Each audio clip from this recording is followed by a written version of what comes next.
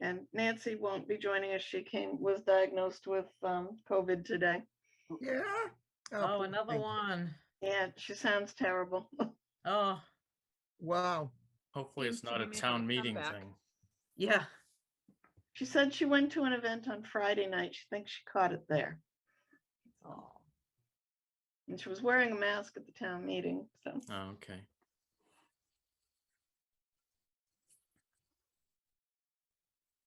everybody get their postcard? No, I did, but two people I played cards with didn't. Really? Yep. That's strange. The list comes from the state and then the printer scrubs the list to get rid of any addresses that are not valid according to some sort of list scrubbing software he's got. Yeah. It's not a perfect system, I'm sure. I was just Could surprised. be the mail too. Yeah. It could be. It could Yes, be. it could The be. mail. Who it does knows? strange The toss things. up. Yeah. They might get them tomorrow. Well, some people were saying they will probably with them today too, because Yeah, that could happen. I got mine. I think Friday or Saturday. I can't remember. People what said day. Saturday, yeah. Yeah. But everything We are goes, being, I'm sorry. all Dee. the mail, I think, goes through Woburn now, so Yes, it does. that's a far way to travel. Actually, even further, the printer said he'd had some issues, I guess, with Woburn, and he does all his mailings through Boston. He said they go out faster than Woburn. Wow. Really? Huh. The whole thing was fast. Wow. They actually mailed it before I even got the check over there, which I'd been told they never do. But I took the check over today and they were all grinning at me. They know we're good for it. That's exactly what they Yeah. said Where was Yeah. where was the printer, Marilyn? in Woburn. Oh, We've used them a lot. Yeah, that's exactly what they said. They said, we knew you'd pay us. We know where to That's find you. That's nice. Restores your faith in humanity, right? It does. It does. We are being recorded on RCTV. All Thank right. you. Oh my, this might be the first time we've ever not had a quorum. That would be sad. I hope it's not my presence at the meeting. I can't imagine. Sheesh, I've been told I can clear a room, but usually it's on topics like zoning or something like that. well, a couple of people I knew were coming. Were going to come tonight, so I don't. We'll give them a couple more minutes. It's so nice out. They're probably having a hard time coming in to sit at a Zoom. Or they're just waiting to join tomorrow night. There was some confusion over that. It is Yeah. confusing the way we do it. People thought that we had meetings that they had to go to both nights in a row, and that was not my understanding. My understanding of it was that it's simply because if 6 of us happen to show up, Right. we're obligated to declare a meeting. And I sent an email out to that effect, but I hope I didn't confuse people further. I explained that to Margaret because she was going to. You invited her. Yeah.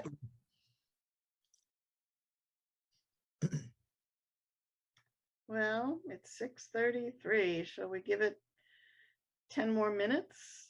You really can't start without a quorum, can you? No, we can't. I mean, we can all chat, but I asked the question I wanted to ask. Lori, I don't know your last name. And you're muted. Yes, my last name's Kavanaugh. Thank you. Are you a member or just watching? Is she a member? I'm a town resident and I've never attended before, so Ah. I've just been interested, so I decided Well, to attend. We're Welcome. very welcome to have you here. Thank you. And please note, we have openings for members on this board. Okay. I signed up my name on to reassign Great, because great, my thing is up this year. great. And I think the elusive Brenda Cashman, who was never a member, but for some reason the town continues to list as a member, her term is up this year. So maybe the fact that her term is ending will finally get her off the list. Not that we wouldn't have welcomed her if she had wanted to come, but Yeah, Apparently she started to look at it and changed her mind, and the changed her mind part just never seems to, even though she apparently sent it to you, Kevin, in writing and everything, it just never made it through, but we'll get the list cleaned up. Debbie Small just emailed me. She needs the link. So I will send it to her. Great. We're still gonna be short. 1, 2, 3, that will make 4. I thought John was coming tonight. Didn't he say he was, eh? I thought he was. Yeah, Yeah. I thought he said he was. I saw him Friday. There's Karen. Hey, Karen. Hi, Hi, Karen. sorry. I had a hard time finding the link. I don't know where I hid it. but I- Oh, no. You're Sorry. not the only one. I can resend it if I need to. 1, 2. Amy, there's a secret. So if you don't scan the agenda in, but instead put it in so it has an active link, that helps. That just makes it easy. It's a one click for everybody. Okay. You can do that. Okay, I thought I did it with, but I will, no, there's John. I will note that. Thank you, Mark. We're counting heads, John. Yeah, 1, 2, No, 3. I had some trouble getting in tonight. I don't know. I'm not sure what happened. All right, so we believe Debbie Small is on the way as well. That'll get us a quorum. Just something that might be a point of interest, just out of curiosity. Winchester Senior Center today has stopped any activities that we have 10 or more people. I asked if there was contact tracing going on, and they swore there wasn't. Wow. And I asked specifically about the bridge groups that's up and playing over there. Yeah, And they said, no, nobody in bridge has it. So whether somebody else does or not, I don't know. But I just thought that might be of interest. That's all. That's good to know. The Middlesex numbers- County, Middlesex Okay. County is in the high range now. We're in the red zone. yeah. They're back that's to the big recommending spirit. masks for indoor activities. Yes, they are. That's a big So I- fear with my population that we're gonna shut back down now that we've opened back up. Yeah, I know it. I bet. I know. People have, we got a couple calls this afternoon of people watching the news saying, are they going to close it? And I said, we're just going to have to see.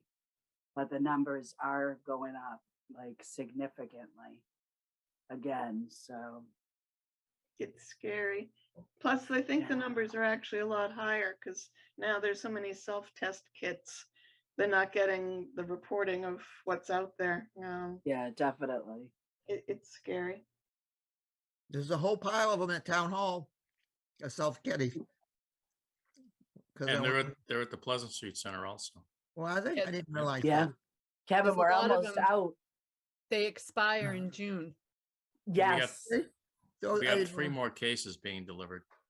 Wow. Joe Huggins is bringing them over tomorrow. Oh, nice. I found out today my grandson's got it. Nancy Zimlak's got it, John. I see. Actually, we shouldn't be talking about other people's stuff. I know. We're online. on Yeah. RCTV, so we. Yeah, should are we being careful. recorded? Yeah, we're on television. yeah. We should, I could talk about my grandson, but we probably shouldn't talk about other people. My newspaper boys got it. Just don't tell us his name. Okay. Joan, you got the top. That's the best one on the list. But Joe, Marilyn- I'm sorry. I'm sorry. I was gonna say something silly, but if we're starting, I won't say. Yeah. Marilyn, you could make an associate a full member and start, right? You've got a quorum, No, we only have 1, 2, 3, 4 or 5. 4, 5, but we need 6 to have a Well, we made quorum. Jackie a full member last month. We make Jackie a full member?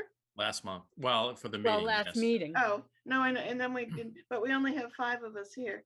1, 2, 3. Jackie makes 6. Jackie makes yeah. 6. Jackie's here. Where's She's, Jackie? Why do I not see her? she's There's muted, Jackie. but she's Jackie at the Right here. bottom. Not showing up on my screen. She's right Hey, next to Jackie. John. Ah, there's Hi. Jackie. Ah, okay. We can do it. All Good to see right. you, Jackie. All right. Fresh from my COVID, yeah. You weren't showing Oh, up. no. I had it minimized so I couldn't see it. And there's Debbie as well. Okay. All right, let me call the roll. Jackie Bahima. Here. Barbara Carney? No. Oh, Joan Coco? Recording in progress. Here, Thank you, Joan. Jolene Eck? I No. don't see her. Karen Fotino? Here. Yes. Sally Hoyt? I No. don't see her. John Parsons? Here. Yes. Karen Panett? Here. Sandy Schaefer? She's not either. No. Marilyn Shapley? Yes. Debbie Small? Yes, here. And Nancy Zimlack? No. And Lori Kavanaugh is a guest tonight. We're delighted to have her join us. And we also have Mark Doxer and Kevin and Amy And Jean. and Jean. Gee. We have a full house. Is there, and we are recorded, so Nancy could take the minutes from the recording when she's well, but we wanted to ask if somebody would be willing to also take just manual minutes tonight. I can keep track of the voting and the attendance, but if someone could keep track of motions, if we should have them just as backup, because usually Nancy will write notes while the taping is going on. Could someone be a stand-in secretary for the evening? Volunteers? No? Volunteer. Thank you, Karen, very much. And we will have the video as backup, but it's just good to write notes in case technology fails us and we pass some important funding motion or something. We wouldn't want to be without the documentation. All right. Let me go down to this. First order of business. So we're called to order at 6:42. And the minutes from April, did everyone have a chance to read them? I found two corrections. The birthday lunch, according to the minutes, we approved $500,000 from Burbank. Wow. We didn't, we approved $500. And similarly, the Mother's Day request, we approved $1,000, not $1,000. So there's a K after the numbers that Nancy put in. So the Ks have to come out to make them 500 and 1,000. So those two corrections will be needed. Anyone find anything else?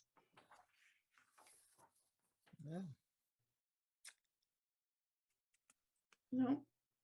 No, I No. always forget. Do we vote on approving the minutes? Yes. Yes. Mark, you always say yes to all these. I always hope you'll say no, Vote on no. everything, Marilyn. All right. Do we have a motion to accept the minutes as with the corrections? So moved. Second? Second, Second. Thank you. Call the roll. Joan Coco, yes. Karen Fotino, Yes. John Parsons, Yes. Karen Panett, Yes. me, yes.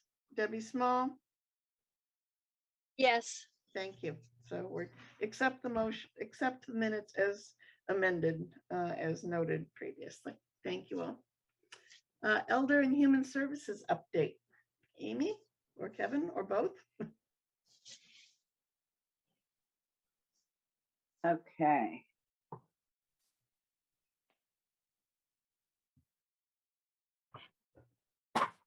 So, it was a busy month in April, so brought back birthday lunches, movies, spring lunch.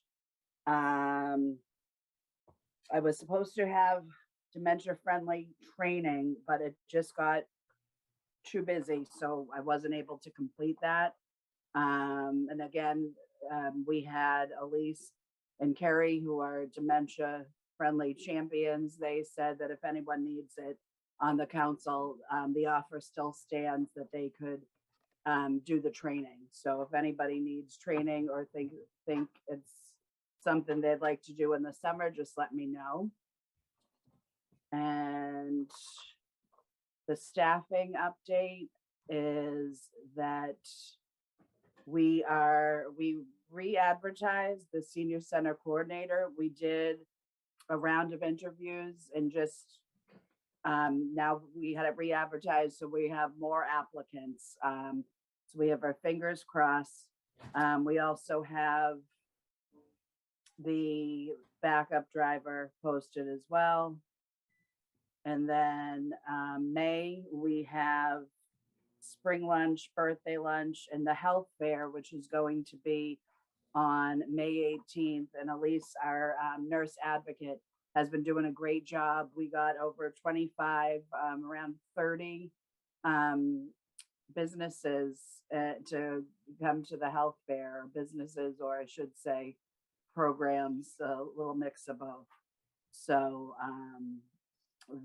that is, and also I think we were going to follow up on, Kevin, do I love to help me this part? Just wanted to follow up on Sally Hoyt's birthday. I know we were talking about doing the 100th birthday. I just want to see how you guys want to do that and when you'll need the center and all that good stuff. But that's it for me. Okay. I was wondering whether we might want to do a 100th birthday for anyone who's turning 100 this year.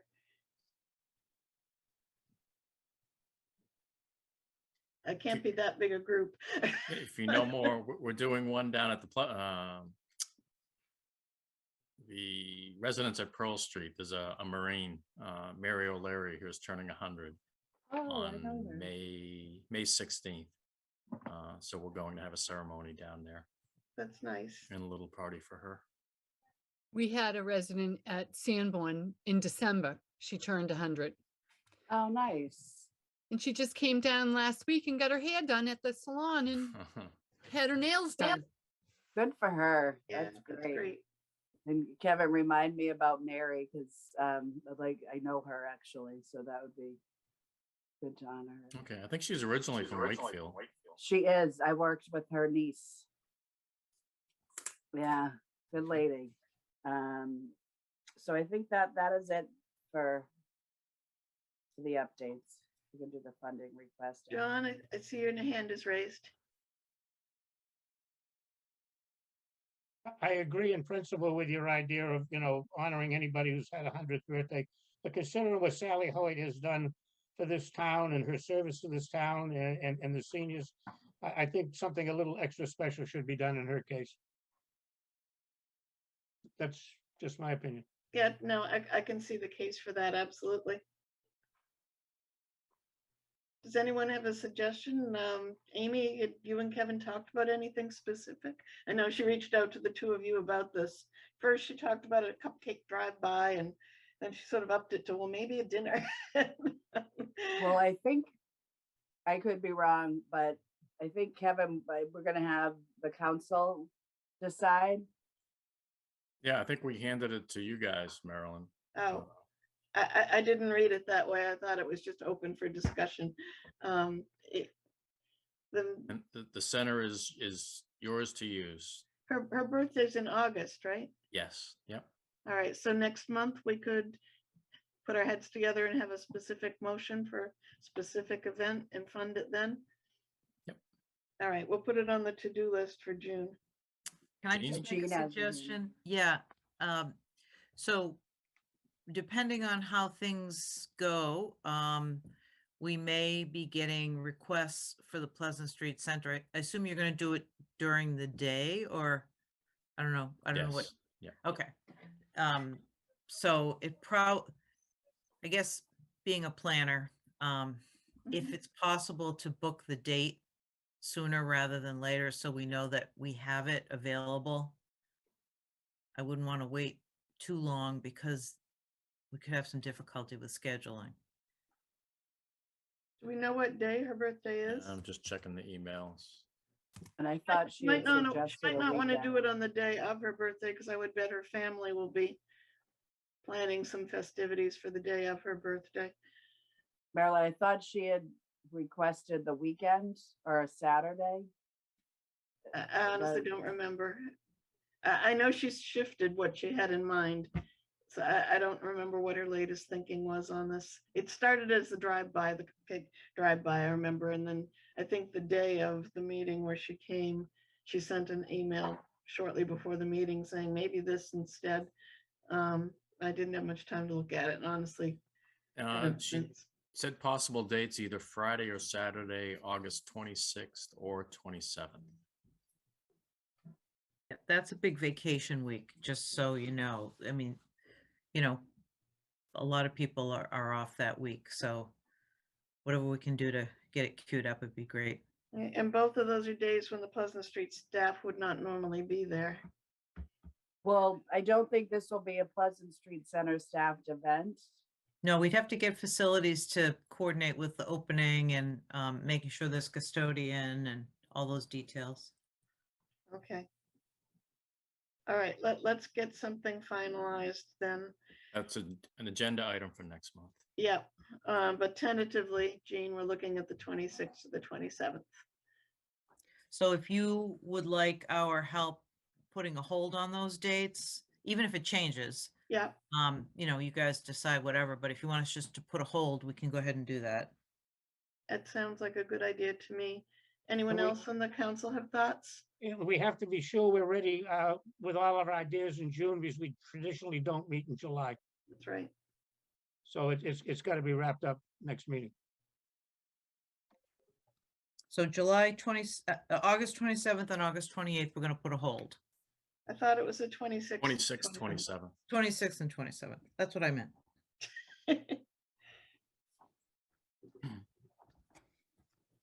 Is someone going to check with Sally in the meantime to make sure?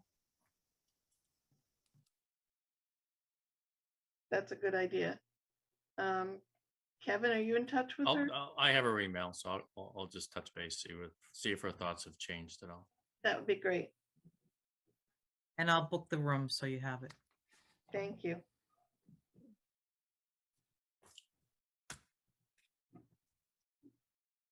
All right. Thank you, Amy. Financial report. Kevin? Sorry I didn't get a chance to, it was a crazy month and I wasn't able to get with Endry to give the updated report in a different format. So I think I included the Munis report listing all three. And I think the only place there were expenditures were from the Burbank Okay, account. thank you. Marilyn, Yes, Mark has his hand up also. okay. yes, Kevin's last name being spelled wrong. I'm sorry, I couldn't understand what you said, Joan. Kevin's last name is spelled wrong in the minutes. Oh, I just noticed it, Kevin. No, thanks, John. I'm sorry, Mark. No worries. So Kevin, Marilyn, I spoke with Endry at the last Trust Commissioners meeting, which was April 26th. And he's going to be in touch about, in addition to what you're working on, Kevin, for kind of a structured report, I asked him if he could put together a snapshot of what was in each of the funds at the end of 2021 and 2020. Because I know there was a discussion of, well, how much money is there that we could spend that would just be interest? right. And you need kind of a starting point for that. Yeah. And so I thought if we get kind of some year-end reports, that might help. Thank you. You bet.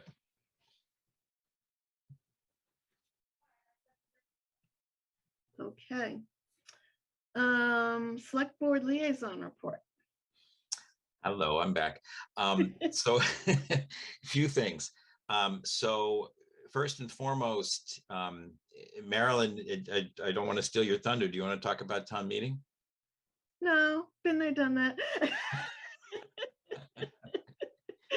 Okay, well, so I'll talk about town meeting. So there was an instructional motion made by a resident that was focused on instructing the select board and town staff to review the shorter term needs of seniors. So in deference to recalc and looking at longer term, this was to look at shorter term needs and to take action and to return to town meeting if funds are needed, with a focus on both programs, support as in staff, and facilities to accommodate that.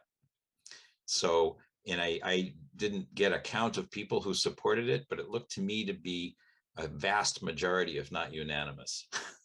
I think it was, I took a quick turnaround look and I didn't see anyone vote against it, but I could have missed a hand in the mob, but No, so I think that there was tremendous support, and so I think that the great news is I think people are recognizing that there's a big need in the community to support our seniors and to look at what we can do near term. And again, not getting in the way of the longer term needs assessment and planning, but to see what could be done in the short term as well. And town meeting's wish was, hey, if you need something, you should come back to us in November and tell us what you need. So that I think is great. I will be putting that onto an upcoming select board agenda, maybe even the 31st, but Kevin, Jean, maybe the three of us can chat about that a little bit also in terms of if that's the right timing. But to take a step up and see what's going on and see what we can do. So that's one. Two is that I spoke very briefly with Amy and very briefly with Kerry. Again, from the Trust Fund Commissioners meeting, I wanted to understand how big a need we have for the GPS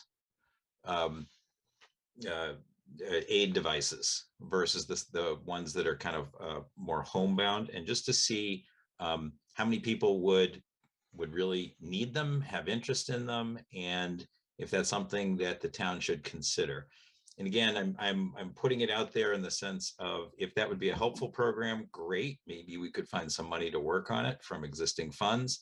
And I saw Carrie briefly today, this morning, and said to her too, if that doesn't, I know there's a kind of a plan to think about, how do we establish what the needs are and things like that. And that sounds great.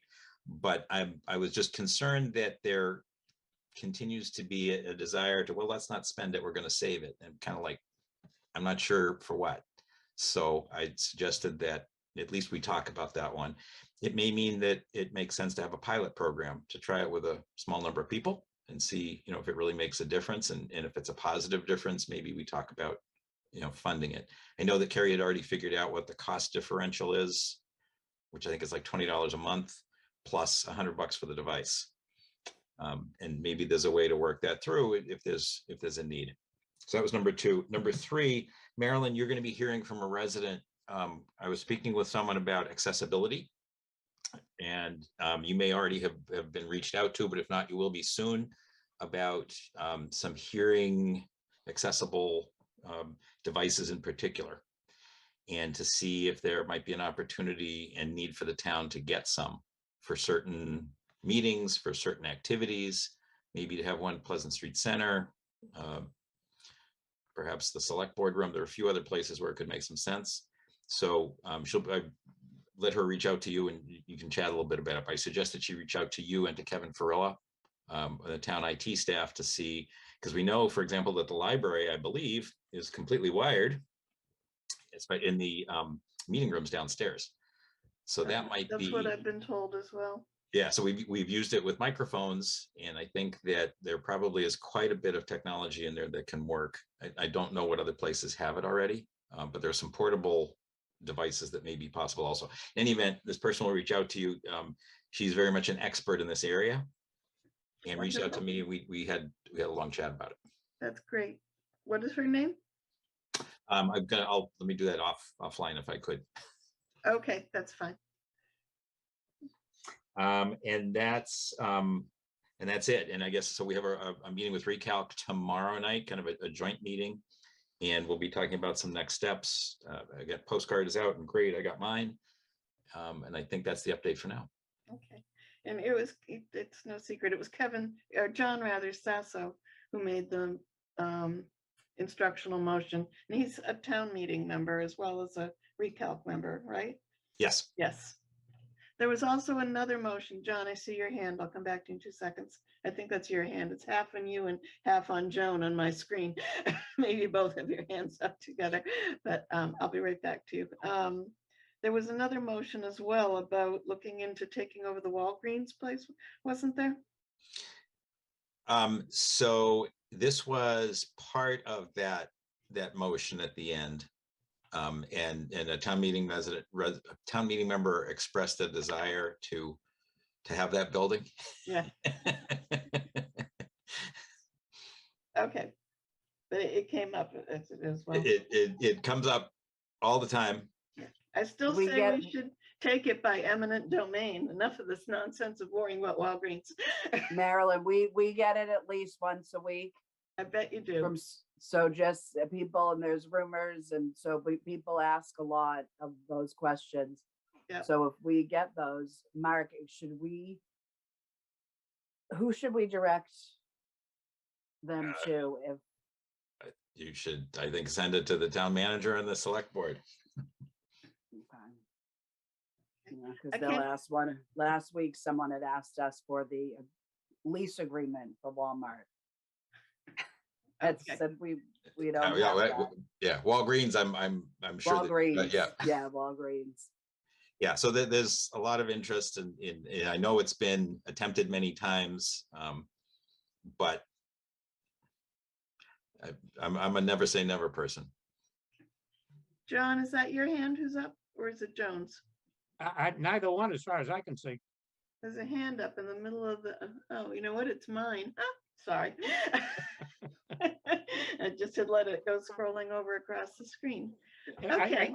I guess as long as I'm unmuted, just a thought that needs to, well, I don't know, maybe needs to be thought about, but Mark talked about the devices, the GPS, and he's pointed out that, see who needs them the most.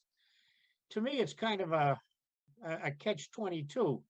Yeah. The people that would use them are the people who are out and about, so that it would work for them out in the yard or pretty much anywhere they are. The people who probably need the most coverage are the people who are really housebound. So how do you look at it? That's just something I'm throwing out there. And Mark's going to tell me how to look at it because I saw his head go up. I'm not going to tell you how to do anything, John, just to be clear. But I know that Carrie has looked into the kind of the capabilities of existing systems, the home ones, and as she explained it to me, in many cases, the more current units work around the house, but not beyond. So I think it's a beyond issue more than it's just an around the house issue. That said, there may be folks who, if they are homebound because of this issue, this is what's blocking them. I would think that's a pretty strong case. If on the other hand, they're not, it has nothing to do with this device, then maybe that's not the same case. But I think we got a count of how many devices there are in the town that are subsidized through the council. And if every single one were to convert, that would be a pretty hefty change in the bill. A lot of money per year. So perhaps that's not as doable, but if it's a more modest number, then perhaps it is. Thank you, Mark. I keep getting people asking now and again too. Amy, was your hand up? It was, yes. So Carrie also, she does the approval process and has a great relationship with Lifeline too. So she would be definitely the best person to ask about that. She's excellent and is very knowledgeable and knows the criteria, what to ask, and been doing it for her 9-year anniversary, I think, is coming up. So I would definitely refer people to her.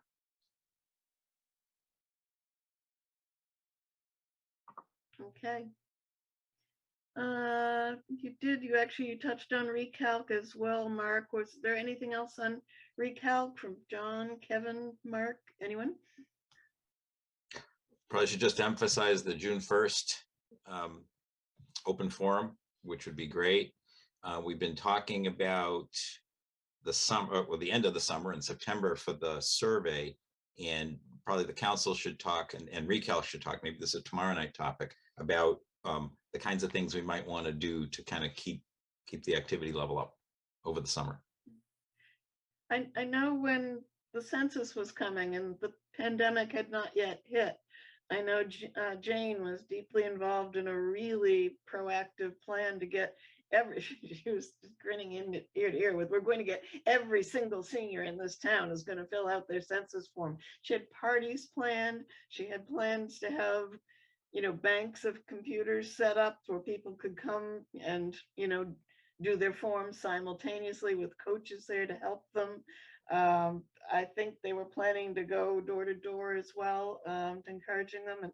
And it just, as I thought back on that, it just struck me that there's sort of two different mindsets. That's we really want everyone's opinion or information mindset, and 100% would be wonderful. 90% is probably not unattainable kind of thinking. Whereas with surveys, the thinking is often, it's sort of like direct mail. Only a small percentage are going to apply, respond to these.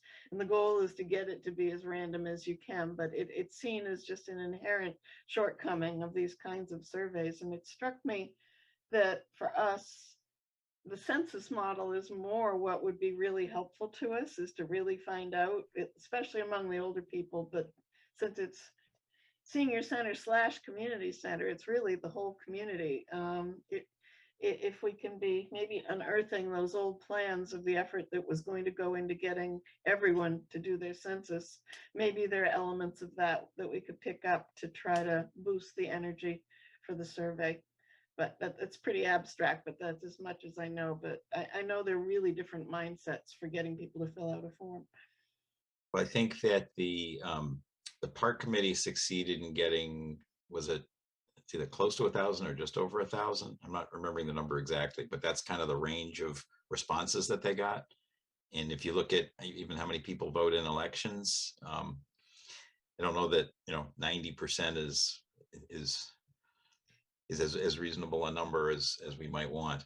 It'd be great to get as many people as possible to respond. I agree, but I think I just know Jane had a plan to get as many as possible, and it was as close to full participation as one could imagine.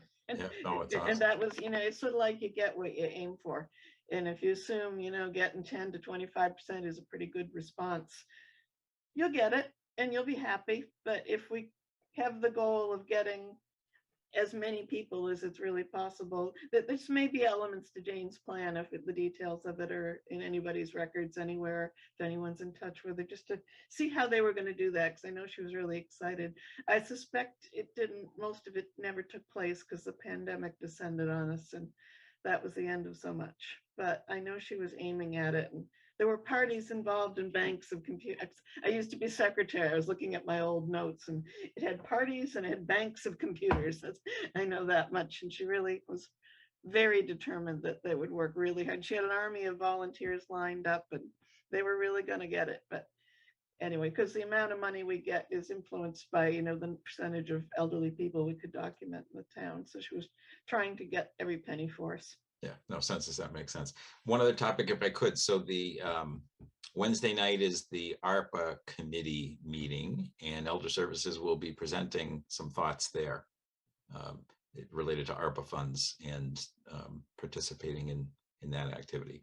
And the way that works is that committee is putting together recommendations after hearing from many different groups around the town in terms of their needs and desires. They'll bring some recommendations forward to the select board, and then the select board actually has all of that money under their jurisdiction.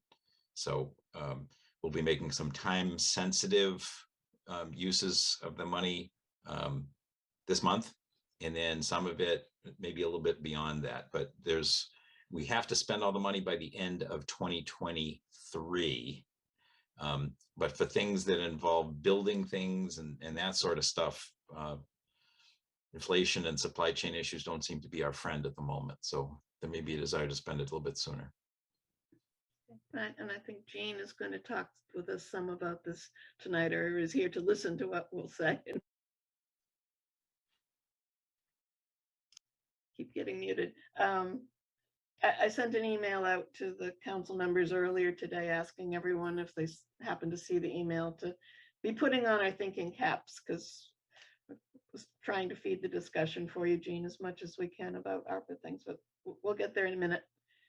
The outreach postcard status, the printer mailed it before they even got paid. They trusted we would pay them, and they sent it off. So while I was writing them an email saying I'll be over with the check on Monday morning, they were putting it in the mail.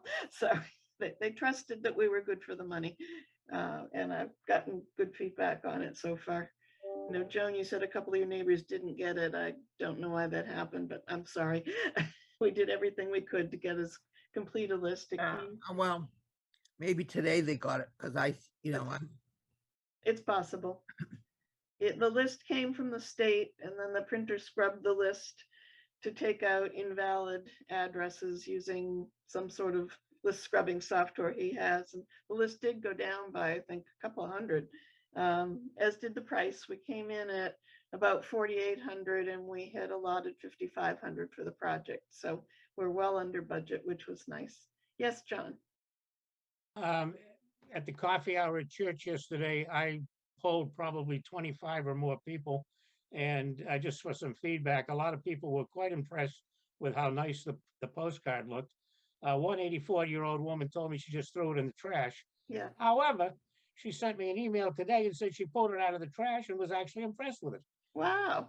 And to back up what Joan said, a couple of people that told me they didn't receive it, I got emails from them today telling me that they did receive it today. Okay. So I think anybody who didn't get it on Saturday got it today, or will certainly be getting it soon. But the feedback was very positive. That's great. Well, it was team effort. Thank you to everybody who helped with the many, many, many iterations and many, many, many proofreadings, and even a hold the presses at the last minute from Mark, and so we could get an updated email link in there. That we successfully held the presses because Kevin and I had just finalized it and sent it off without the link, and meantime not knowing the link was being finished as we were finalizing it without it. So it was great team effort. I'm very pleased with the way it came out. I hope it informs people. I hope it helps drive up the attendance to the forum. We certainly have made our best effort. There'll be more. I'm really hoping for those flashing signs again, Jean. I thought they were great. Thank you. So that's the status of the postcard. John, is your hand still up? No. Down it goes. Okay. New funding requests. Amy, do you have anything that's gelled that you'd like to ask for money for? Actually, I do. If we could please request funds for, this would be a summer lunch for the Memory Cafe. Carrie and Elise had a great idea about taking out, kind of regrouping the Memory Cafe. Some of the population has decreased, so they're going to reach out to the spouses and they'd like to take them out to lunch or do something just to check in and start it again. So I'm requesting $500, please, and that is based on, like, there's 20 people. I can give more of the details. I quickly got it from the girls in between phone calls. Okay, do we have a motion? I make a motion that we appropriate $500 for the Memory Cafe regroup luncheon from the Okay. Burbank Fund. I second, second it. sure, John and I both second. Okay.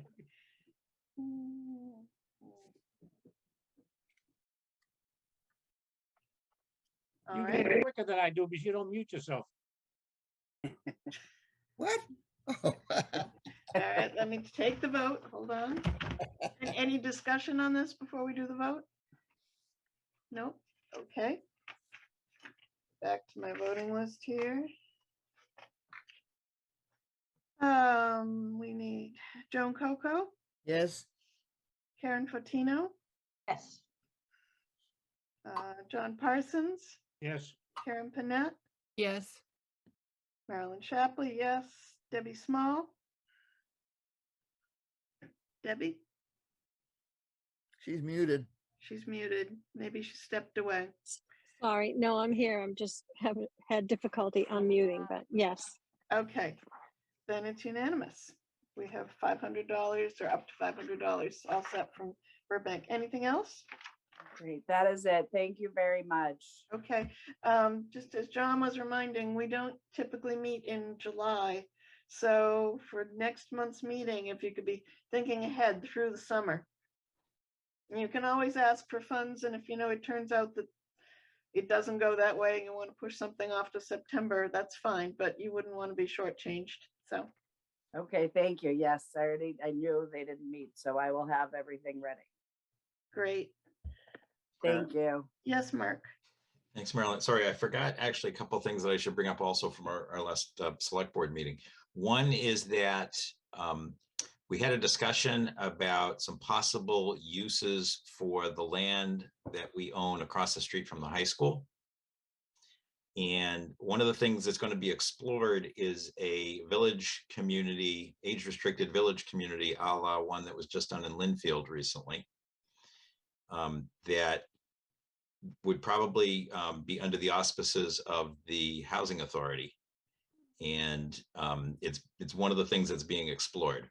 So that's something to watch for in the coming weeks and months. There probably will be a committee set up from the select board that will bring in some other parts of the town also, and some citizens to talk about potential uses of some town lands. One is that opposite the high school and the other is down at Simon's Way.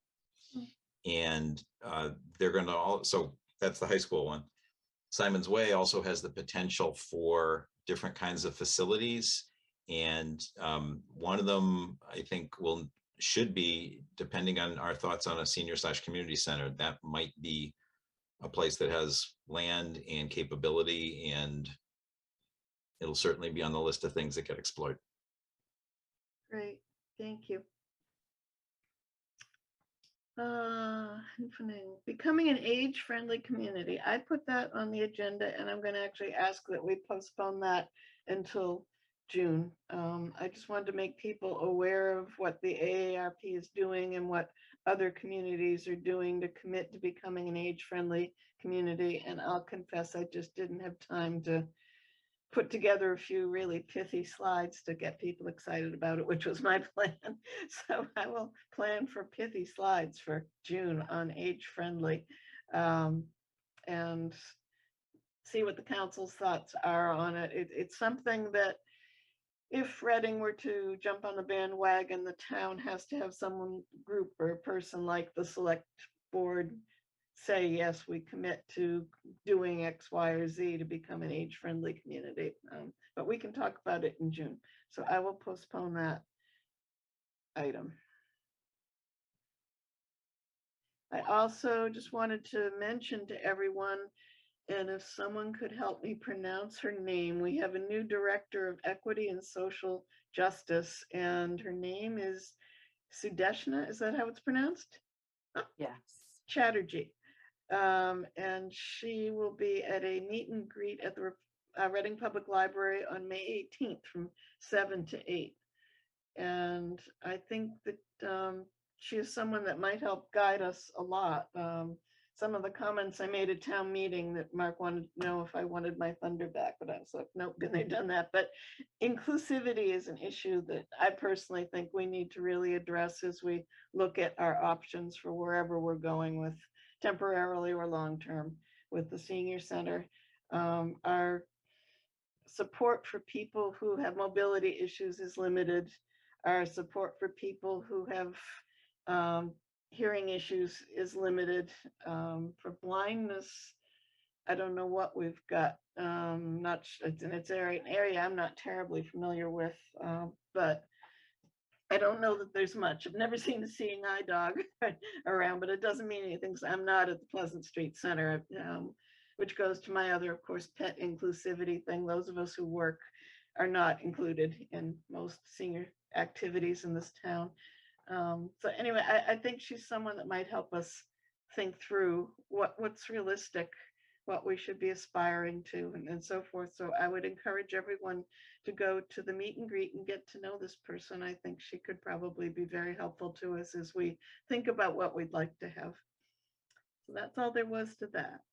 Then there was the ARPA with 2 A's. That's my fault. I spelt it that way. It's only got 1 A. But, the ARPA update. Mark, you already talked about this. Jean had reached out to me and asked if because she's going to be speaking Wednesday at their meeting, as Mark mentioned, and she wanted to hear from us. And please correct me if I'm misspeaking on any of this, Jean, and maybe you'd like to explain the mission in general, but she's looking for as much input as the council might have to offer on what we might do. It's a golden opportunity. There's literally millions of dollars sitting out there. It's a challenge to come up with projects that fit the criteria, but it's hard to imagine we can't come up with some things. Jean, do you want to talk a little about what we've already got on the list? Sure. Thank you, Marilyn. Thanks, everybody. Yeah, I just wanted to, I know you've discussed this in previous meetings, so that's great. And I know a group of you met with Kevin, and Kevin and I got together. And as I was cobbling together some remarks, I thought it might be worth another conversation to make sure we've heard from everybody on the Council on Aging. And so I have a few things that on the list that I put under Council on Aging ideas, and I can just run through them. It's about a handful of them. So there was the note about the pandemic really driving up the calls for social services. And so in response to that issue, the group that talked to Kevin thought that funding for an additional social worker staff position or contracting to help cover the caseload over the next 12 to 24 months. But Mark reminds us we don't really have 24 months.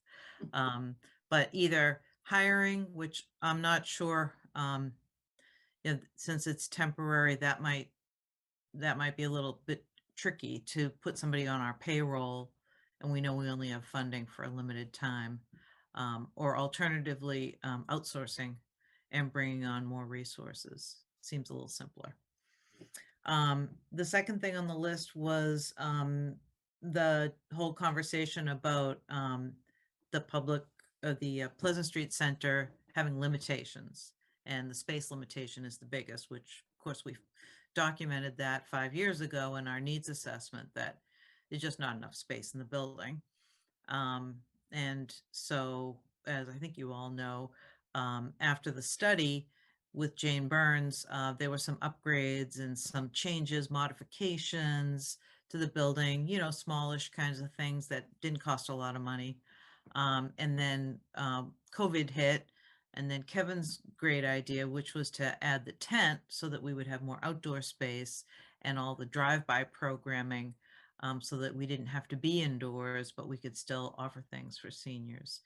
But what I think this point is saying that here we are, we should really be thinking about how do we expand space for programming. And so one idea was to lease space like the library did when they were under construction. I think I might have mentioned I've connected with the facilities director on what that expense was, and that was $27,000 a month. So just to give a context to what that might look like. And then of course we'd have to bring in people to run it. So I don't know what that number looks like, but you're certainly upwards of 30,000 a month before you even bring the people in who are going to run things. And I'm sure there's going to be needed improvements to the space. A lot of the space that's, we're looking at One General Way, I think was the idea. Wherever, if it's empty space, you have to spend money on upgrading it for the needs of the programming and other needs. So it starts to add up when you start looking at that idea. But it would be, I would say, I don't know, 50,000 a month, $500,000, 600,000, 800,000, $1 million to do that, just to be realistic. But the idea of finding more space, we do that all the time in rec. Rec has no space at all and no budget, and they have a excellent model of a way to do that by using existing space that the town has. The only thing different there, and it's kind of a big difference, is they charge pretty market rate fees for people using the programs, the athletic programs. In this case, you would obviously not be able to do that with this group. We would look to the ARPA funds to supplement that. So that might be another way to look at it. And then moving on to, what we're all worried about from this pandemic. We're all worried about it anyway with seniors, but certainly with the pandemic, the isolation and the real need for socialization. So in response to that, looking at expanding some virtual social programming and doing things over Zoom and that kind of thing with breakout sessions and getting the discussion activated. So that's certainly another idea. And then transportation. We know transportation is a real need, and we are so lucky to have the resources that we have, the 2 vans and the 2 van drivers. So unfortunately, it's not an easy job to fill. And so we have, Joe, who's our full-time van driver, and then we're looking for someone to help out with some of the trips and whatnot. So that's been a little difficult, but we plug along to try and see if we can hire and get another temporary van driver, or for special programs. And then lastly is the feasibility study. And so the feasibility study we've talked about, depending on the scope, it could be as low as 150,000 or as high as 300,000. So my preference would be to ask for budget for more and hope that it comes in a little bit less. But depending on if we're going to look at sites, and we've talked about a handful of sites that are kind of the obvious sites. And so the trade-off there is, if you stay in the center of town, you have the trade-off of less parking and, less probably buildable area. So you'd have to get creative with that.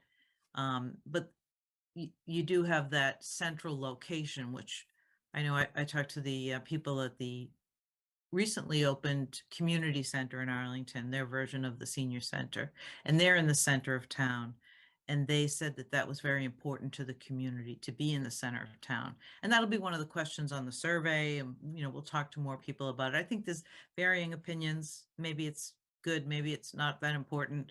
And then, of course, if you go further on the outskirts, like what Mark was just saying, Simon's Way, for example, now you're pushing it to the perimeter of the community, and maybe that's not a big deal. People could drive there or whatever, or get the van. But then that's the trade-off. You get a little more space, but you're a little further away. So depending on, all those different scenarios, you often would want to hire a traffic consultant or some other type of engineer to look at what would it be like if we put it in this location? What does that mean for transportation? And what should we be thinking about for circulation and parking and ease of access? So a lot of the feasibility studies didn't have that, and then some did. So that adds another layer and another expense. But I think it's an important thing that we think about, that we may be needing to look at that when we start thinking feasibility study, not just of the building, but of access and transportation and parking and all of those important things. And where will you load and where will you unload and all of that. We want to make sure we really think long and hard about that. So those were the items that I had on the list so far. And so I'll stop there and see if there's anybody that has anything else to add.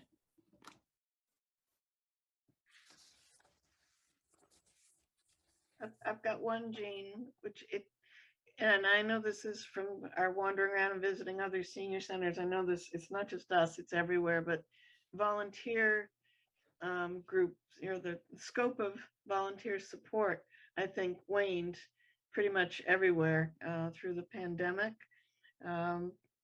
We used to, years ago, have a full-time position who was our volunteer coordinator. They would recruit as well as organize them. And again, it's something you might have to make a contract for a short-term service or something.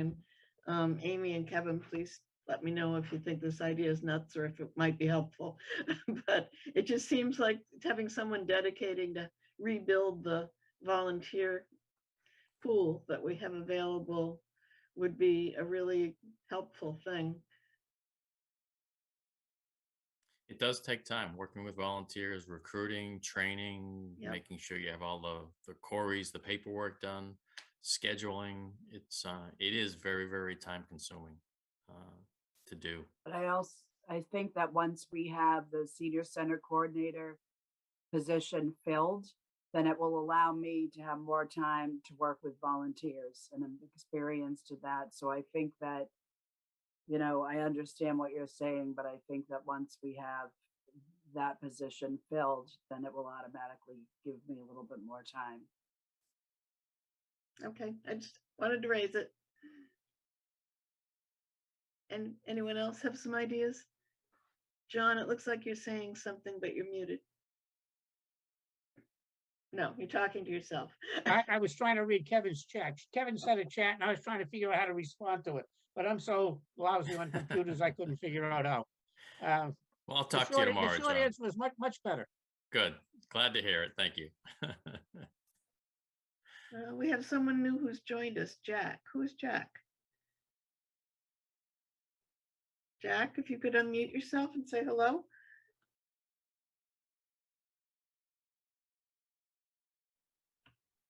Don't know who Jack is. Yes, Mark. You're muted as well.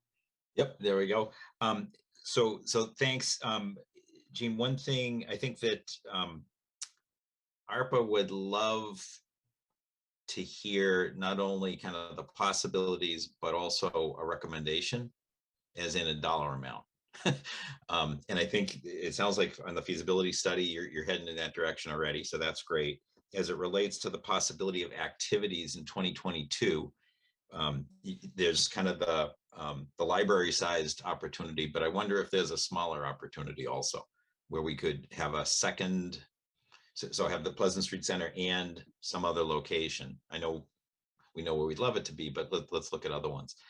Whether it's the ability to lease, I don't know if the buildings of some of the churches are possibilities, but just the notion of some amount of space, some amount of staff to support it and the programs, and even estimating that kind of a number as, it's X per month for a year, I think would help the ARPA committee. Because I think that one of the things we're going to start getting down to is saying, okay, here are all the different things, how many dollars should be attached to each one, and how much. So we've got $7.5 million.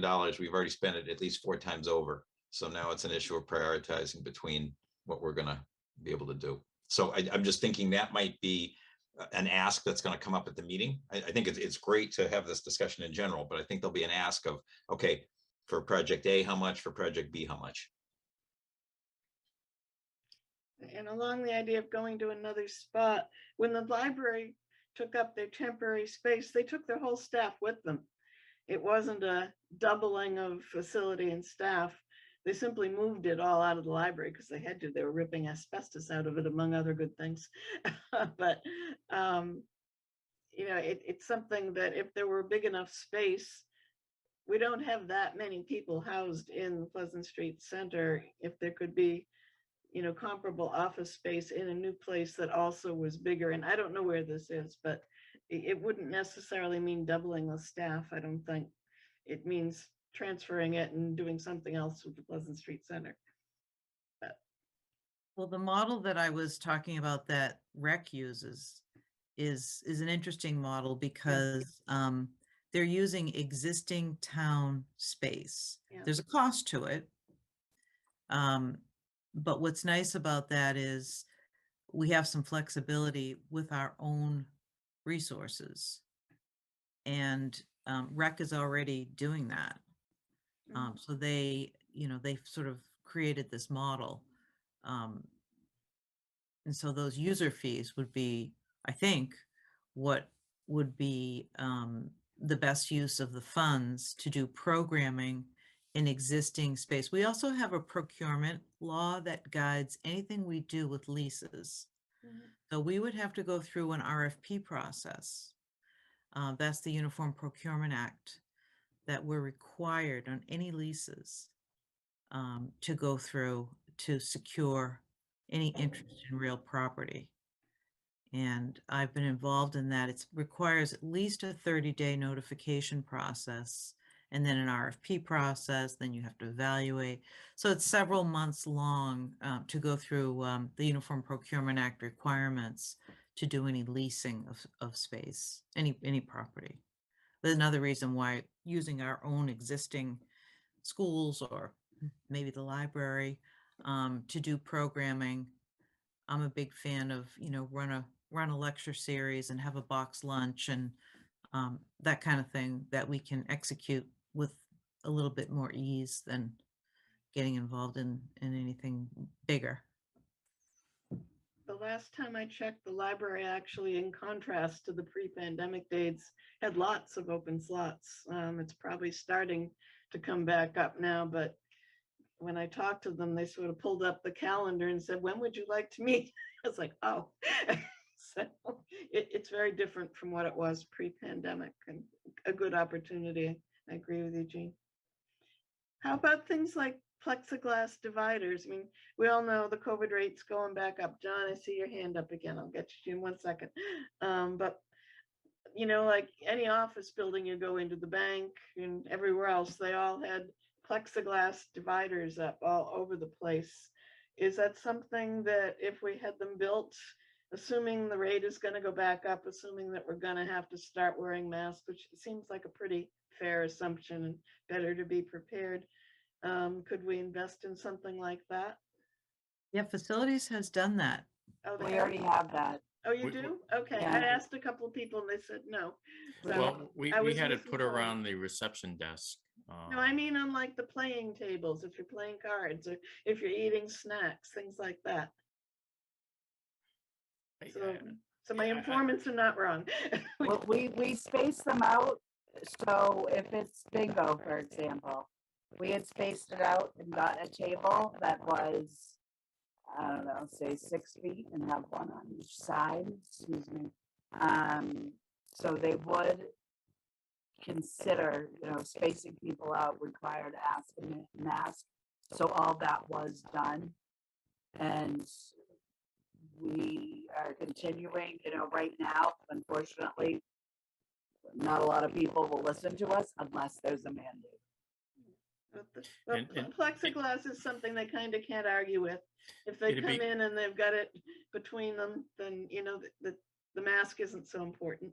But sometimes I get what you're saying, but again, we have one person who comes in and doesn't have a lot of time to change everything and get it ready for the next program. Yeah, that's So what it comes I- down to is Yeah. where if we had a fixed facility where things could stay there, we could put plexiglass up. But since we're setting up and breaking down for different activities 2 or 3 times a day, I think the plexiglass would get in the way more than it would be a benefit. I could see that in the current setting, but this is again, if we're going to consider alternative or additional spaces that might be bigger, maybe we could get a game room set up that stays the game room, things like that. Just raising it as a possibility. John, did you want to talk? I had a question for Jean. Jean, I presume the Recreation Committee or Commission, whatever it is, they're volunteers like we are. Are they not? The rec committee, yes, they're volunteers. So if the Rec Committee is running a program on, say, in a school, a town property, can they run it, or does it have to be a town employee running it? So it's my understanding that that's all staff, we have a program, a rec administrator and a rec coordinator. And between the two of them, they're setting things up, they're organizing, they do it all online. I don't think the And- rec And committee. there's a lot of outside contractors that are Yep. actually running the programs. Yep, so they find the yoga instructor, for example, they book the room I'm making it up, at the Barrows School Yep, and, yep. whatever they're doing. And then everyone goes online, pays their fees. They pay into a revolving fund and then that's how they run it. It's more run like a business. It is, yeah. I guess what I was aiming at, was getting at is if the Council on Aging wanted to do something, could they run it, or do they have to have a town person there at the same time? Well, it's my understanding that the Council on Aging is really advisory and not day to day. Not So operational. I would suggest, given that role, certainly advisory, but then any kind of execution and overseeing of programs and day-to-day operations, I think that would revert to staff. Okay.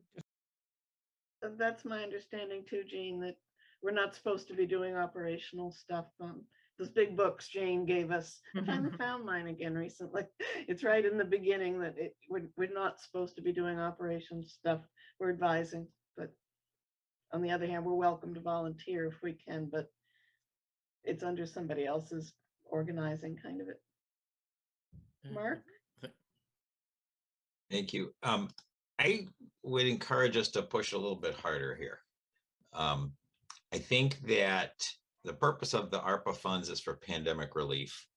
I think that if there are areas that aren't being well enough addressed, again, not lack of effort, but lack of people in space, that we should push a little bit here. On top of that, so that's kind of the ARPA side. Town meeting just also came back and said, hey, let town meeting wants to help too in the near term. So I would encourage us not to think about, let's find a replacement facility to go into. That's, I think, maybe bigger than the initial scope here. And that's, you're helping recalc with that. But I think that there may be an area now that we should talk about where we can really address some of the needs that the pandemic just made worse, and some of the things that have been just lingering because for whatever reason we haven't fully addressed them, and see if there's some stuff that we could think of now.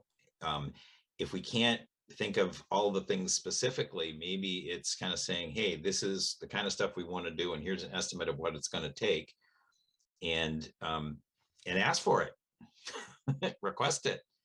And the worst that happens is no. And there are lots of folks that have needs, like, again, way too many. But I think the issue is how does ARPA, and then how does the select board figure out where do we want to allocate some funds? I think that, feasibility study, I think, is a great example of one possible, not addressing the immediate need, but the next level. I think we should address the immediate need with something also. And I think it's, what are our needs right now? What would it take? Again, not a brand new facility right now, but hey, if we could run some more programs like X, Y, and Z, that's what we'd like to do in a bigger space. And then maybe there's an opportunity to figure that out. Maybe it's not a lease, maybe it's a more opportunistic, like what Rec does. They find that there's space available. And I'm sorry to keep harping on existing facilities in town that aren't town facilities, but there are rentals that used to go on a regular basis. And I don't know if that's a possibility or not. But if we have a need, we should say, hey, folks, let's figure out a way to do it. Again, the need being not just space, but people too. And again, I think town meeting, the message I got from town meeting is, we get it, we're not doing enough. Tell us what you need. So is there a number that, I know you guys, I haven't really been super focused on it, but like I was saying, if we wanted to have temporary quarters or overflow space somewhere, it could be any number you can imagine. It could be several $100,000. If we wanted to subsidize transportation, again, it could be 150,000 for transportation subsidies. So we start to go from 300 for feasibility study. Now we're inching up 600, and maybe it's 800,000 at the end. Is that what you're thinking? Is that the right number? Should it be more? So I think there's not a number I have in mind at all. It's more an issue. What are the needs and what would they cost to address? Again, not as the long-term solution, on a short-term basis. Here's an idea, it'll cost about X. Here's a second idea, it'll cost about Y. And maybe those are the two that come forward in terms of asking for some of these short-term funds. And some of them may require, if they're going to continue, they may require long-term funds. And ARPA's not going to do that. But that may come back to the budget and the operating funds for 2020 23, right? No, this is No, fiscal we're in 2023. 24, right, for the fiscal 24 budgets, which will be formed, as you know, We'll start those in months. about 8 weeks. Exactly, exactly. So I think that that's the reason why it makes sense to kind of give us a little bit more push now, to think about what are those needs? What would we do? I don't think it should be, here's a number, let's figure it out. I think it should be, here are the needs. Let's talk about how we can address them. Here are some ideas on how to address them. And, ARPA committee will be one potential source. The operating budget for 24 will be a potential source. And again, town meeting said, tell us what you need. I think that's what we need to deliver to them. Yeah. Here's what we're thinking about. Can it be, the moon, the sun, and the stars? That's probably a little big, but maybe, maybe we can pick a planet. I know something I would love to see is, and most of this goes back to the survey you ran for us, Kevin, back at the early days of the pandemic, but the impact of isolation on people, and presumably it's a little less at least now, but with the rates going back up and the masks coming back, it's probably coming back. Hopefully not so long or so severe, but something to combat the isolation. There's no drop-in place that's got safe spaces that's readily available to seniors. I mean, I'd love to see a space like our big room have armchairs and maybe plexiglass dividers between the chairs with little talk holes through them or something. But I would just love to see a place where someone could come in and they'd know they could make themselves a cup of coffee and find other people that were there at that hour of the day to chat, or just to say hello, or to rest, to watch other people, just do people watching. It doesn't have to be at the senior center. It might be something that could happen at a local restaurant that has an hour or two of the day that's not very busy. They might be thrilled to have a sort of guaranteed population. If we could reserve a room or something, between 1 and 3 or whatever their slow hour might be, or maybe it's even at the library, just having a coffee pot set up and rooms reserved there. That might be a lot easier. I know they've got a kitchen over there with their rooms. I would just love to see there be some place that people could go and find other human beings if they need to, that are not hard to get to. And chances are you'll find someone over 60 there as well that you could stop and say hello. And the library is kind of nice because if you happen to hit it and there's no one there, well, you can get a book. You'll say hello to the librarian, if nothing else, I just think that we need something to deal with isolation. And Amy, you've mentioned that some of the recent events, as in the past, have been oversubscribed pretty quickly.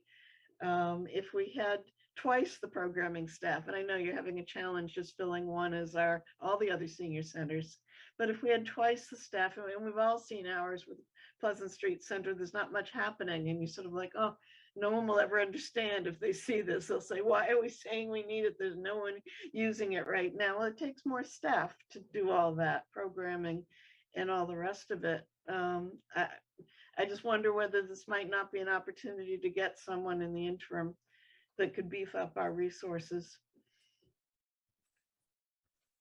I don't know if getting someone in the interim is the answer. I love the idea of it, but the reality is that even with the new staff, it's still training. It's still, spending time. Questions still come up. And, I want to make sure that we are equally, trained. And we always say, like, trying to be cross-trained on every job. But when I'm having, nurse and other staff members doing other tasks, it's kind of like double-edged sword almost. So I don't want to get I think maybe increasing volunteers or getting someone, spending time where I could have them go through a training or something instead of just getting a temporary staff in. Like Jean said, someone knowing. It's really hard to find a staff, especially at that position, if they know it's going to end. I don't know. I could be just cynical. Yes, Mark. I think we need to be really creative here. I think that some of the help here could be gig work, right? It could be someone that could run an exercise session at a satellite location. It doesn't necessarily have to be all brand new, people that can do all the different things. It might be, again, this rec model I think is really interesting. To have someone that could help out with a particular activity. And, obviously there's some training that's still involved, but I know, when I came over the other day, Amy, there was an instructor setting up for it. I don't know what the activity was, but the main room, and they're starting to fill up, and it looked like there were plenty of people there. What if you had a bigger place to do that? And, it was 11:30 or 1, I don't remember, 11:30 in the morning. So 11:30 to 12:30, what if you had a place to do that? That held 2-3 times as many people, just as an example. Maybe there are other ideas too. That's the kind of thing that I think, could fulfill some of these needs that we're talking about. And start small, start easy, start with, hey, we don't have enough space for X, Y, and Z. What if you had it? What would that look like? And see if we can try it.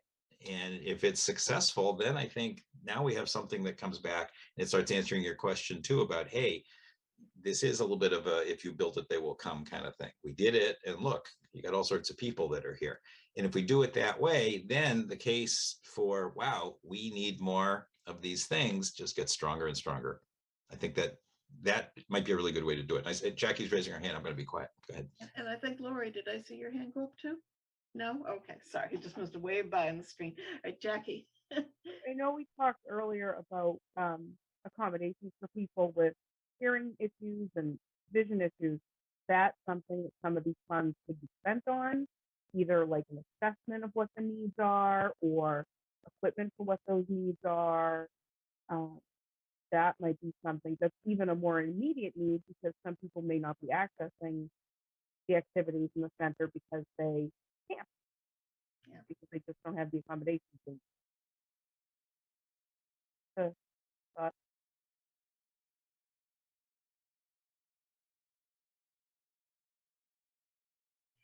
another experience I've shared with a few of you is I started out the pandemic really, really, really isolated and lonely. My dad died, and I was in deep emotional trouble, frankly. I don't mind admitting it. And it was wonderful. I actually got a call from one of the Pleasant Street staff the day afterwards, and I really appreciated that. They didn't know, but they just hit me, and it was helpful. But it was a really hard time.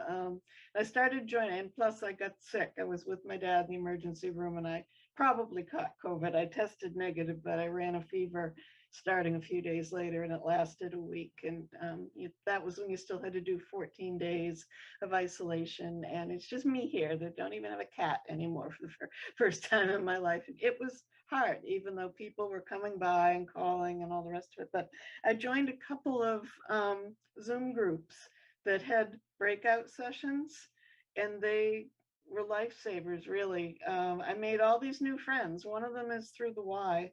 They have a program called Healthy Habits. It's free and you don't have to be a YMCA member, but you meet once a week with a trainer and a nutritionist, and you talk about healthy habits. It's funded in large part by the Celtics.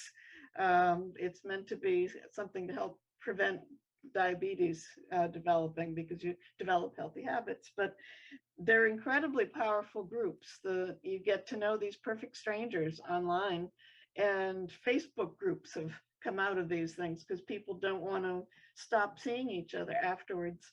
My college class did a similar thing. Big college class, and we were all a bunch of nerds and didn't make that many friends. We had our noses in books. So all these classmates I have, I would swear never walked the campus in the years I did, and yet I know they did. But we started meeting once a month, and for about an hour and a half, and we break into usually 2 or 3 breakout groups in the course of that time, and they'll put 5 or 6 of us in each one, and we've gotten to know each other. It's wonderful. And we could be doing things like that to help combat isolation in the community. You need a Zoom account, and you need someone who's adept at using it and setting up the breakout groups. But you know, the topics could be anything. It could be healthy habits. It could be a lunch and learn kind of thing on aging in place, or it could be a book club or anything. But the key element of these things is those breakout groups. It's not just listening to someone lecture online. It's you actually talking to people and finding out they're in the same boat you are, or share the same interests. And they're really powerful and certainly not very expensive to run. And they don't even take up space. You need a computer and a person and maybe a door to close so you don't bother other people. But I think there are things like that we could build into the model going forward, short-term and long-term, that might help people a lot. But you need to hire someone. You need to hire a series of someone who's, it's a gig kind of thing, Mark, just as you were saying. And I know they're out there that would be willing to do this. So the thought.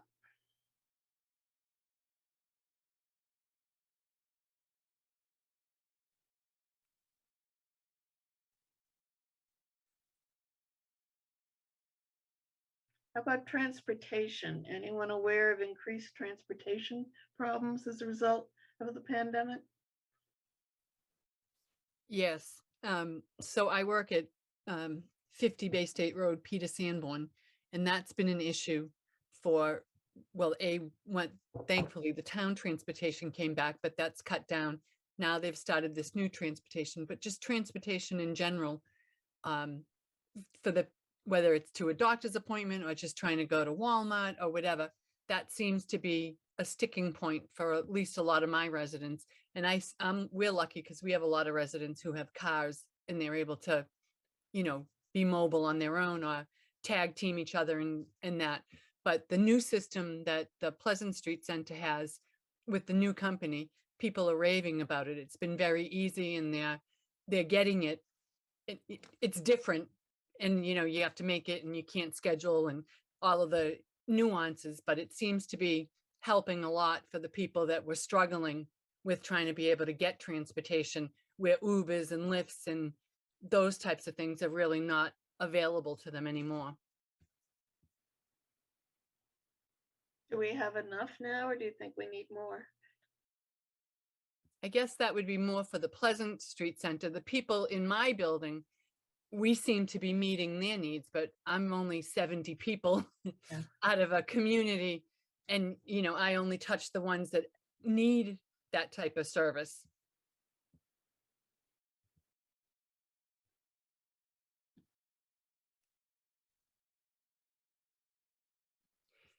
In a transportation idea. So I grew up in Everett and the casino is there. So Encore has a loop of a bus that you can go to a particular corner and the bus gets, and obviously it takes you to Encore, but it would be interesting, something like that, that even if it were able to get people to the Pleasant Street Center, if there were like places that people that don't have the opportunity to drive, if we had like a loop that just kind of picked people up and either dropped them off downtown or dropped them off at the Pleasant Street Center, and, you know, for a couple of hours during the day, you know, if you could get to a certain point, you could get picked up and dropped off. That might help with some of the isolation and people that don't have the means to get anywhere. It's just a thought.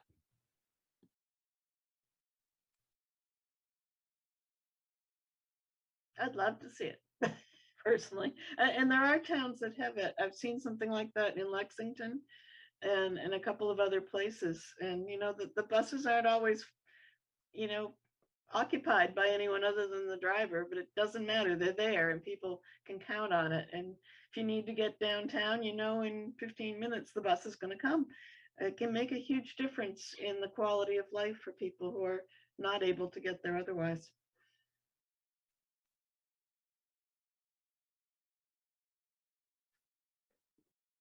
If we did something like that, what would it take? Buying another van and employing a full-time driver? Oh, I could answer that. Yeah. So the planning staff and I have looked at a model that exists just west of us out in the Acton Way. And it's a whole way of delivering transportation on the local level, including transportation for seniors. And it would be a centralized, basically outsourced way to provide transportation. So we have that model identified. That would certainly be a more efficient way to run a transportation service. And it's been done. So we think it works. Is it something we could propose if we haven't already for ARPA funds? Well, I have transportation identified. I think what's difficult is, this is a, 14-month timeline we're looking at. So I would want to be confident that we could at least commit the money. Does it have to be all spent within the next 14 months, Mark? I think it's spent, not just committed. Okay. That's starting a new program from scratch and spending the money in 14 months is a kind of especially something as big as transportation. It probably would be something we could look at, but more realistically, again, this model of outsourcing, if we were to say every Tuesday is trip day, and we know the last time they went to Rockport, it was 150 a person, and was it 10 people, Amy? I think it was. Yeah, so for easy math, that's 14. All right, we'll say 15 to make the math easy. $1,500, times 4. So that's 6,000 a month for trips, and then maybe another 4,000 for miscellaneous supplementary transportation, van service. We have 2 vans. So that could very easily get you a budget for providing transportation and trips kind of all in one. You only need 140,000. Bargain. Maybe a pilot of something. Yeah. Yeah. More interesting. Yeah. Yep. Let's call it 150,000. I'm so used to working with Bob. Don't make it 140, make it 150. So yeah, so it'd be 300,000 for a feasibility, 150 for transportation subsidies, and I'm sure we could easily go through another 150 for programming. And if we wanted to keep going with mental health, that's another big area. I think that it would make sense for us to prioritize what we're asking for also. I mean, I know there's a big laundry list, but I also think it makes sense to say, you know what? A and C and G could really make a difference.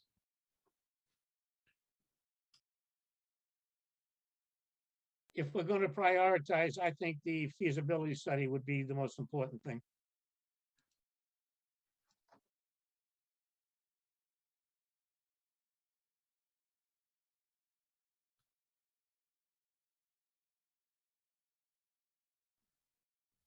Spend 500,000 very easily.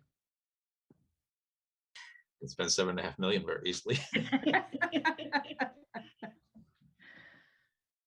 I had one other thought. I think, Jean, you'd mentioned it's possible to revoke the historical building status of the Pleasant Street Center.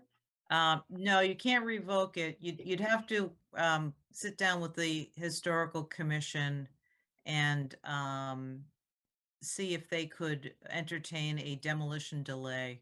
Okay. I was just thinking if we could revoke it and we could actually build out in the patio where we've got the tent, but that just sort of begs to be extra physical space that, suddenly we'd have room for a bigger kitchen, a bathroom, maybe 2 rooms down there. So you don't have to always break things down and put them up. But if it's not reasonable, it's not reasonable. I'm going to tell you, I've been doing this a long time. Yeah. And that is like a third rail issue, even if it's possible. We've already heard from people that the historic nature of the building and And that building means a lot to people. Now, a clever architect could probably come up with a way to retain, kind of get the best of both worlds. Yeah. Retain the charm and the history of the building and respectfully add to it and do some sort of adaptive reuse like the post office did. Yeah. They respected that building. That had an intensive deed restricted historic preservation covenant, which is even more than what the Pleasant Street Center has. And they fit that into a reuse scenario at a higher density. That can be done. Certainly lots of architects would have a lot of interesting ideas and creative thoughts about how to do that if you wanted to look at that. It will come at a much higher price. And I point to the city of Newton having the same conversation and going through this same process of, as a practical matter, it's easier to not have to preserve a historic building as part of a renovation and reconstruction process, redevelopment. But if it's important to the community, I think it's something to really think about. Is the parking lot behind it also historically preserved? It's the building that has the preservation restriction. So if an annex, I know we need the parking space and that's another whole issue, but having listened to hours on that at town meeting, but but just This thinking is- about what if, Yeah. I mean, could an annex be potentially built in that parking area without raising the historical status of the building? Yeah, you'd have to really get creative. Yeah. That's a big footprint. It's a good sized parking lot down there. It's all dependent on that next step of the feasibility study so that we understand, what kinds of needs we really have and translate that into an assessment of square footage and, that kind of thing. And then thinking about locations and alternatives, and you kind of go through this process of saying, well, if we did this, you're trading off this, this, and this. But if we did the other option, you're trading off this, this, and this, and then you have to make a decision. Okay, thank you.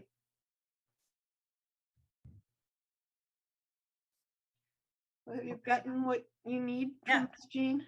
Yes, I have. Thank you very much, everybody. This is very, very helpful. I'm so glad we had this conversation. Did anyone else want to add any other thoughts on the ARPA money? Okay. The last item I think on our agenda is volunteers. Yes, to help. Amy, I know you've lost Nancy for the spring lunch because she won't be able to attend after all. Have you got coverage for the spring lunch? We do have a couple people, so thank you. I think also in the summer we'll be getting some more volunteers. So it's hard to say. Last month was a fluke because I had got sick. So, and then a couple of people who had volunteered, I think were a little confused or forgotten. So, yeah, I think we'll try to make it work. All right.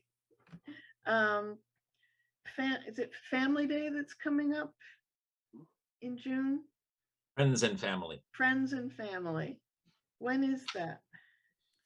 Get it right. I wanna June say it's 11th? the 11th, yep. June 11th. Okay, It Kevin, is, you had yes. mentioned we could share your table. We'll get a tent. Yep. We're gonna have a tent, okay. That it might be a good opportunity for us to make some concerted effort to recruit volunteers there, if we could actually get a formal sign-up sheet as people come by. Amy, does it sound like something reasonable? We need them for the council as well. It is, unfortunately, I already had plans that day. Well, I can be there, and I think we can probably get some more volunteers who can be there as well on the 11th. But I would love us to be able to do some recruiting for volunteers there. We've been getting some calls for new volunteers, which is great. I think everyone has to go through an approval process as well. I mean, Mhm. I'm all for that. I'm all for building our database too, getting more people in our system and just advertising our program. So yeah, that would be great. Okay. Um, this, and then just in terms of looking ahead to Sally's party, are there a couple of people who could help brainstorm on Sally's party? Who knows her well? I hardly know Sally, so people who actually have met her. John, do you know her? Been on the board with her for years and years. Well, actually, you've been on the board a little longer than I have, I think by 1 year, but at any rate, no, I don't know Sally all that well, but I'm just acutely aware of, what she's done for the town and even the state in some regards. And I think she's in the Silver Sneakers Um, policy group yeah, or I mean, something like that. She has just done so much, but I'm not a good party planner. You're not who's a good party planner? Oh my, we're in trouble with Sally. Anyone who can help think this through a little bit? Marilyn, you need to get in touch with Jolynn. She would help you a lot Okay, because she's really friendly with Sally. that's good. It's true. All right, I'll get in touch with Jolynn and brainstorm. And if you see an email come out from me looking for some ideas, please put your thinking caps on as well. We'll see what we can do for her. 'Cause I agree with you, John. I'm aware of how much she's done, and she's my role model. Sort of like, if I'm going that strong at 100, I'll be really happy. I have one thing to just say is that I don't know the people and I'm just, attending to sort of get to know all of you, but sometimes you can have the governor or somebody sign a thank you, a certificate of appreciation. So something like that might be. That's a great idea. Our state legislators are the ones that can make that happen. Yep. So you can get one from the Senate and one from the House, which would be great. I will look You into can it. also ask the president. The president. Why not? Yeah, we used to do it all the time. I used to work at Daniel's nursing home, and everyone's birthday, they always got a postcard from the president. Wow. At least I got something from somebody. Karen, do you have a relationship with Joe? Can you make this one happen? We are pretty good friends, so yeah. I'll look into that. Great, thank you very much.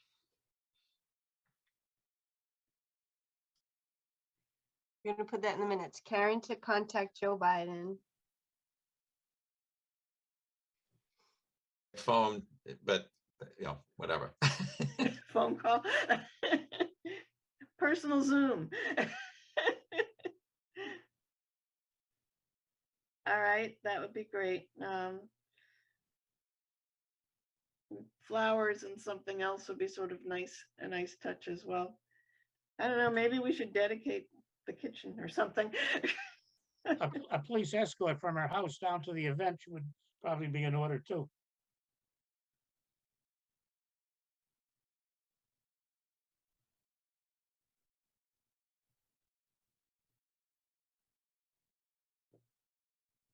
All right, we've got some ideas cooking. This is definitely better than a cupcake drive-by. And we can look into having a dinner catered or something like that. Just we've got to get a group of people who's going to be available to come to fill it. Will be the challenge. It's summertime and all, so, but we can work on this. All right, I think we have covered everything on the agenda. Anyone have anything else that we need to raise? John, you want to give us your favorite motion? Just let me ask Mark a question. Do you want to talk to me afterwards, Mark, or nothing else on that? I can talk to you afterwards, actually. Okay, I'll hang around. Motion to adjourn. Second. All right. Take the vote. Joan Coco Yes. and Karen Fortino, Yes. John Parsons, Yes. Karen Panett, Yes. Marilyn Shapley, yes. Debbie Small. Yes. We are adjourned at 8:14. Thank you, everybody. Good night, everyone. Good Good night.